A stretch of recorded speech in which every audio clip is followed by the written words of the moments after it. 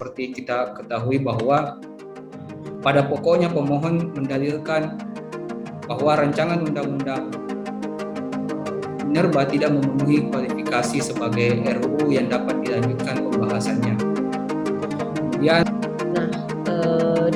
Undang-Undang Minerba ini pada prinsipnya sejak awal dia terbentuk, bahkan masuk ke dalam ruang sidang Mahkamah Konstitusi, ini kami kategorikan sebagai undang-undang yang kontroversial atas dua indikator. Yang pertama, umumnya satu diputus, satu lagi mengikuti ya, dianggap bukan substanis. Kemudian kalau yang materialnya memang dikabulkan sebagian.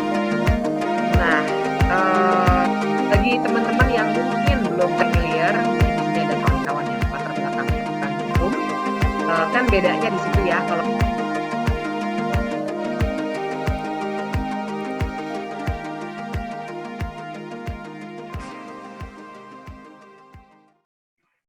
baik, terima kasih Mas Akmal. Selamat sore atau siang, Ibu Bapak kawan-kawan sekalian. Assalamualaikum warahmatullahi wabarakatuh. Terima kasih Pushep sudah melaksanakan kegiatan ini. Tadi saya mintanya belakangan karena saya pikir akan lebih baik untuk melihat penjelasan dari kawan-kawan, karena saya pendekatannya memang akan lebih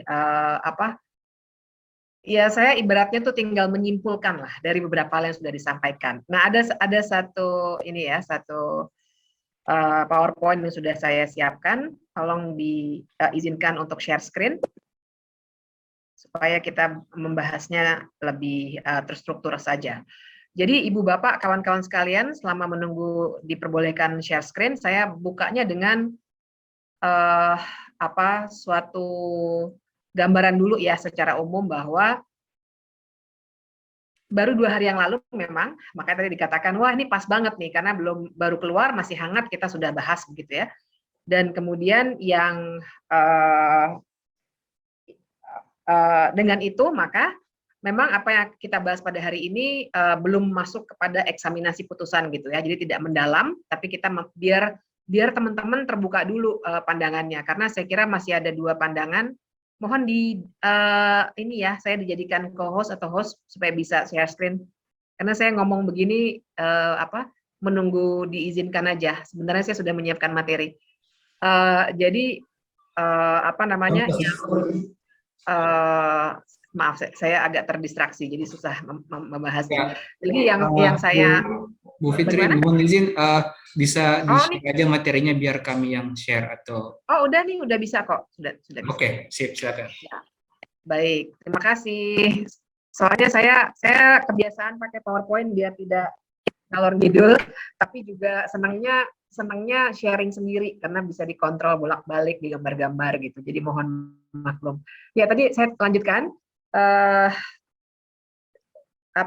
Jadi yang kita bahas hari ini belum terlalu mendalam, tapi begini, saya kira kenapa acara Pushep ini penting, karena penerimaan teman-teman itu berbeda-beda.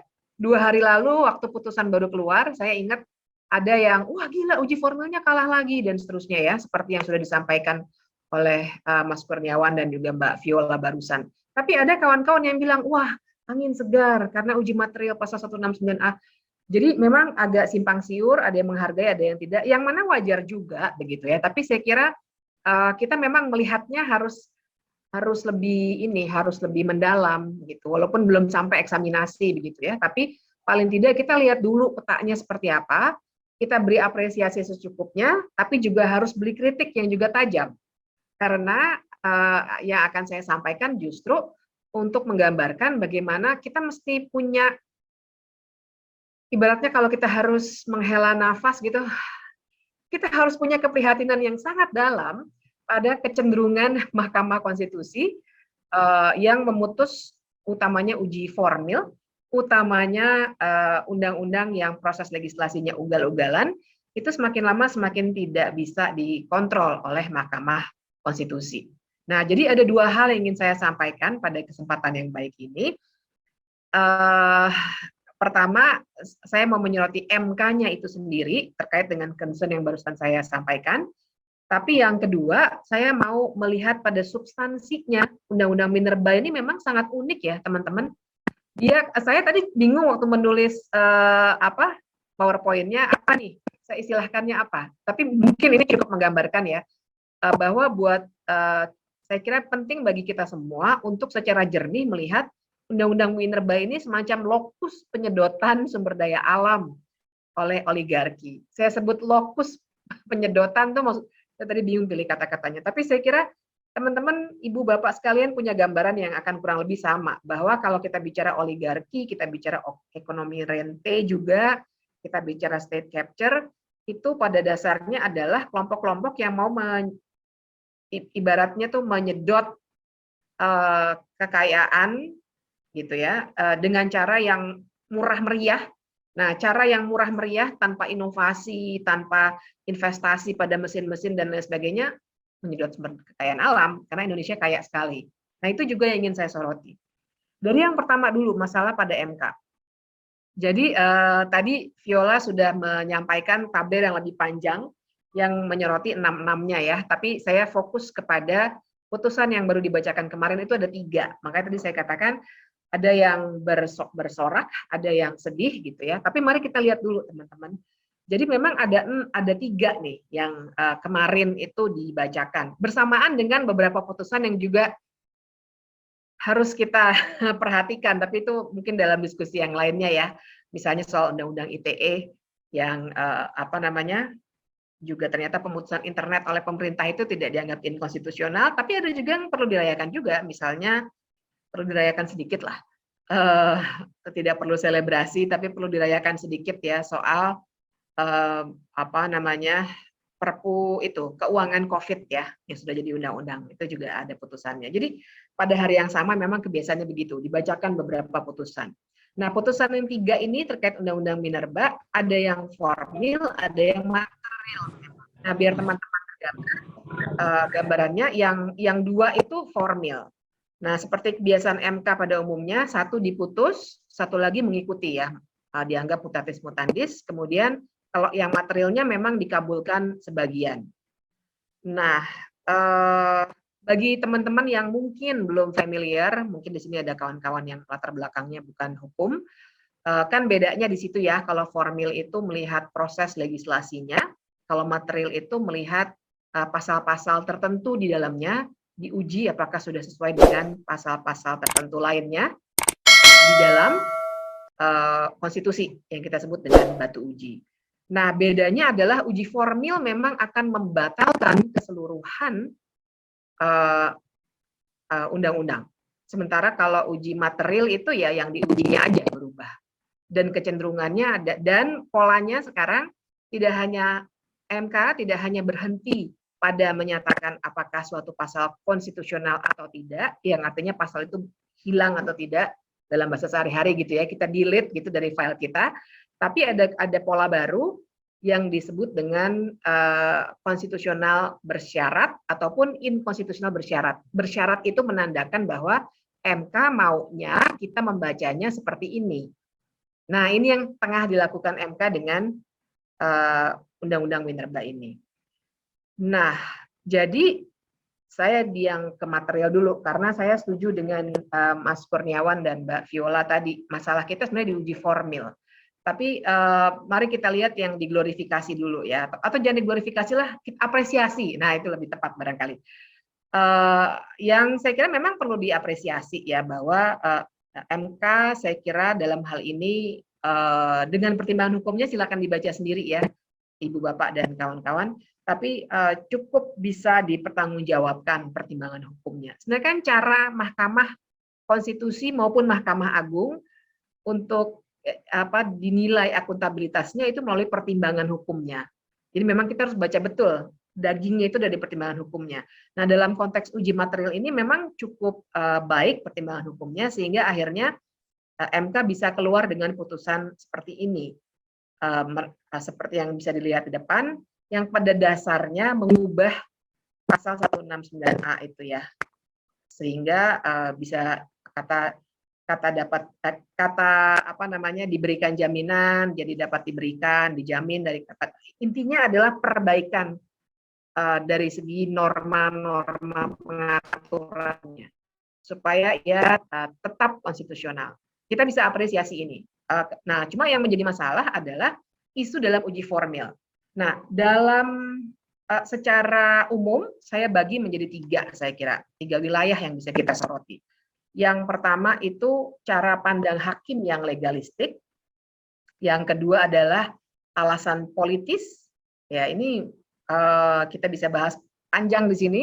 Dan yang ketiga itu saya tempatkan wilayahnya namanya isu hukum acara. Dan ketiganya pasti berkelindan, teman-teman, pasti. Nah, pertama dulu nih, cara pandang hakim yang legalistik. Jadi memang sudah muncul pola yang akan kita bahas nanti secara khusus. Tadi juga sudah dibahas oleh Mas Kurniawan maupun Mbak Viola. Cara pandang hakim yang melihat proses legislasi itu hanya secara prosedural. Jadi dia atau mereka tidak melihat substansi dari sebuah proses legislasi. Nah, justru kita-kita ini, Mas Kurniawan, kemudian juga para pemohon lainnya, dan kuasa hukumnya, PUSHEP, Kode Inisiatif, Sekolah Hukum Jentera, tempat saya bekerja, sedang membangun justru pemahaman bahwa yang namanya demokrasi yang substantif, proses legislasi yang baik, kalau di PSHK, lembaga saya juga, kami sering bilang socially responsible lawmaking process gitu ya. Proses legislasi yang bertanggung jawab secara sosial, itu nggak bisa dilihat hanya berapa nih yang tanda tangan, begitu ya. Kemudian apakah misalnya sudah ada berapa kali sosialisasi di berapa kampus, bukan itu. Tapi apakah prosesnya benar-benar mampu mencerminkan alasan utama kenapa DPR ada, yaitu untuk mewakili warga begitu dalam sebuah proses legislasi, dan juga apakah isinya juga sesuatu yang sesuai dengan konstitusi, constitutional values tepatnya. Nah, ini yang menurut kami justru belum bisa hakim begitu ya. Dan kemudian meskipun sudah ada perluasan, tadi sudah disampaikan dengan baik oleh Mas Kurniawan bagaimana kelihatan ada parameter yang mulai dibangun dalam beberapa kali uji formil yang sudah ada, tapi tetap saja kalau kita baca kawan-kawan pertimbangan hukumnya MK yang sekarang, kita akan lihat bahwa hakim sebenarnya masih belum mampu keluar dari cara pandang yang legalistik itu. Cara pandang legalistik saya pahami sebagai cara pandang yang benar-benar hanya melihat teks peraturan dan berhenti di situ tanpa melihat tujuan pengaturan itu sebenarnya apa dan esensi dari proses legislasi itu sebenarnya apa. Itu yang saya maknai sebagai legalistik ya. Kemudian alasan politis di sini saya kutip saja satu, ini sudah menjadi body of knowledge sendiri ya, banyak literaturnya soal politicization of the judiciary. Karena awalnya kalau dalam para saya bilangnya ya, akademisi constitutional law, terutama terkait dengan Mahkamah Konstitusi di seluruh dunia, kan mulai muncul pandangan-pandangan soal judicialization of politics. Nah, lahirnya Mahkamah Konstitusi di banyak negara dilihat sebagai fenomena itu. Namun demikian ada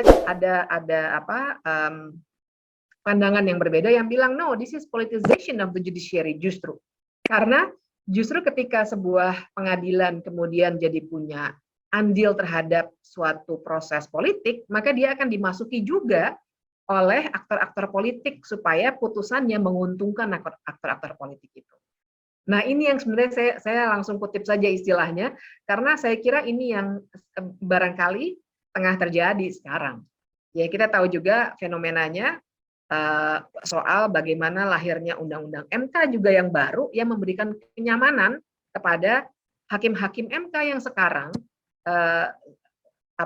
itu satu, dan kedua bahkan juga ada suatu pemberian penghargaan kepada hakim MK dari pemerintah misalnya, dan cara-cara lainnya yang sebenarnya mungkin kita melihatnya dalam cara pandang yang cenderung berprasangka baik gitu ya, kita husnuzon saja gitu, tapi dalam sebuah pelaksanaan independence of the judiciary, hal-hal seperti itu tidak boleh diberikan. Karena mereka betul-betul harus imparsial. Kalau diberikan insentif-insentif, baik masa jabatan yang jadi panjang, usia pensiun yang jadi panjang, dan seterusnya seperti di Undang-Undang MK yang baru, ataupun penghargaan ya, bintang apa gitu ya, itu sebenarnya tidak boleh diberikan karena MK justru akan memutus hasil kerja dari eksekutif dan legislatif.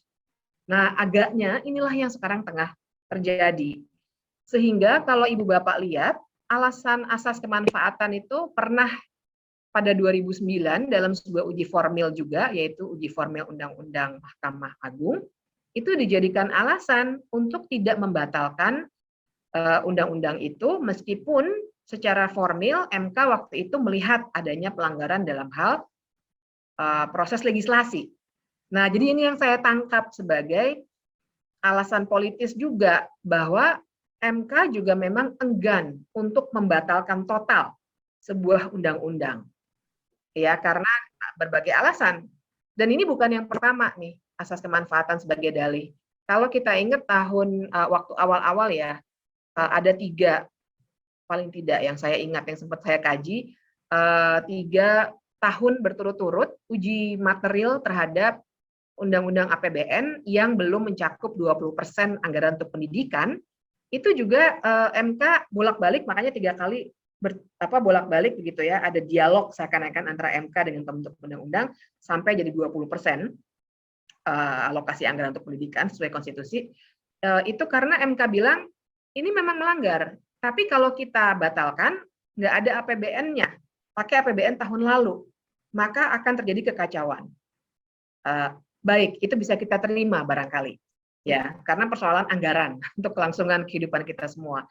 Tapi sampai batas mana alasan yudikatif enggan membatalkan keseluruhan sebuah keputusan politik dari lembaga pembuat undang-undang.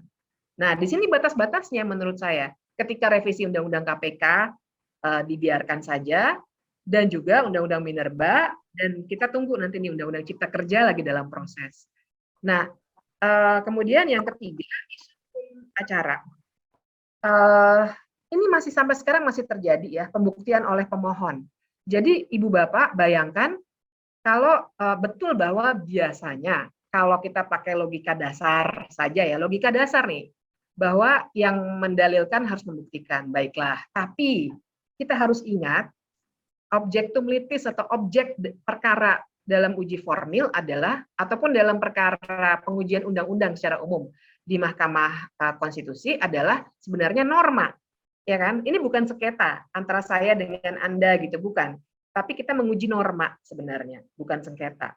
Sehingga pembuat norma lah, nah jadi logika dasarnya begitu, tapi kita tempatkan dong di konteks pengujian undang-undang bahwa yang punya data dan informasi soal proses legislasi nggak mungkin saya, nggak mungkin Mas Kurniawan, nggak mungkin Mas Akmal, nggak mungkin Mas Viola dan Anda, tapi DPR dan pemerintah. Tapi apakah pernah dikasih yang hal-hal yang seperti itu? Waktu revisi Undang-Undang KPK tidak diberikan, dan itu justru dijadikan alasan untuk menolak dalil soal ketok palu. Pada pengujian yang ini, tadi kalau kita baca, memang alasannya kemudian pandemi COVID gitu ya. Tapi saya kira ada isu dalam uji formil secara umum soal pembuktian oleh pemohon yang sebenarnya tidak punya akses dalam proses perumusan norma yang dipermasalahkan ataupun undang-undang yang dipermasalahkan. Dan batu uji juga, tadi Viola juga sudah menyampaikan, belum mencakup nilai-nilai konstitusional yang terkandung dalam konstitusi. Ini ada kaitannya juga dengan legalistik tadi ya, sebenarnya ini berkelindan, makanya saya bilang. Ini yang masih jadi batu sandungan buat kita-kita yang sebenarnya sedang berusaha meluruskan, karena kalau kita lihat datanya lagi, sebenarnya saya membuat tabel ini gara-gara membimbing skripsi mahasiswa saya yang namanya Nufa, tapi kemudian sudah saya perbaiki karena sudah ada 4 putusan baru yang terkait uji formil, sehingga kurang lebih kalau digambarkan tuh seperti ini. Ya, permohonan belum pernah ada yang dikabulkan. Yang ditolak itu ada 17 putusan yang NO dan seterusnya. Ini NO masih kurang ya. Tadi ada yang dari 3 perkara yang sudah saya tuliskan. Tapi dengan ini saya mau menggambarkan soal ini. Tidak pernah ada yang dikabulkan. Nah, dan saya ingin menggarisbawahi, karena sudah 15 menit saya lihat, ingin menggarisbawahi 2 hal, Ibu dan Bapak, yang harus menjadi perhatian bersama. Dan kenapa saya ingin menggarisbawahi, karena ini penting untuk kedepannya nih. Karena ternyata ada pola bahwa di mata MK, partisipasi itu sangat legalistik cara pandangnya. Pertama, soal ketertutupan saja nih, kalau kita baca dalam uji formil yang ini, dikatakan bahwa tidak ada bukti yang dapat meyakinkan mahkamah telah terjadi pelanggaran dalam hal tidak diberikan akses, maka sudah tidak tertutup. Jadi agak menurut saya sih, mereka selalu pakai istilah penalaran hukum yang wajar. Menurut saya ini bukan penalaran hukum yang wajar, bukan, alias penalaran hukum yang tidak wajar, ya, karena di pemaknaan pembuktian iya, tidak ketertutupan sebagai tindakan aktif menghalang-halangi keterbukaan. Saya kira itu bukan penalaran hukum yang wajar. Kemudian juga ini kecenderungan juga nih, dalam proses legislasi, ya, menurut saya namanya di Undang-Undang 12 2011 itu sebagaimana diubah dengan Undang-Undang 15 2019, partisipasi itu pada proses pembentukan undang-undang itu, ya, sehingga seharusnya yang sebelum undang-undang itu masuk proses pembahasan jangan dinilai juga sebagai partisipasi. Ini terjadi lagi sama kayak revisi Undang-Undang KPK. Ini juga terjadi lagi. Jadi ini pola nih, sudah jadi pola. Partisipasi juga tidak dalam arti yang genuine, tapi yang tokenisme kalau pakai istilahnya Einstein, ya. Kalau dalam undang-undang yang ini, maksud saya uji formil Minerba, dikatakan pemerintah mengadakan roadshow ke 7 kota besar, kemudian ada rapat di ini semua begitu, ya. Tapi apakah benar? Kalau kita pakai kacamata apa? Kita mau pakai siapa, ya? Habermas misalnya, deliberatif demokrasi, atau kalau mau pakai apapun, teori keadilan John Rawls, kita nggak bisa masuk berhenti di angka-angka seperti ini. Oh, 7 kota besar, oke, berarti sudah. Kemudian ada sekian sosialisasi di sekian kampus, berarti sudah. Tapi isinya apa? Jangan-jangan semuanya menolak misalnya. Dan siapa juga yang diundang? Dan bagaimana prosesnya? Apakah itu dicek atau tidak misalnya.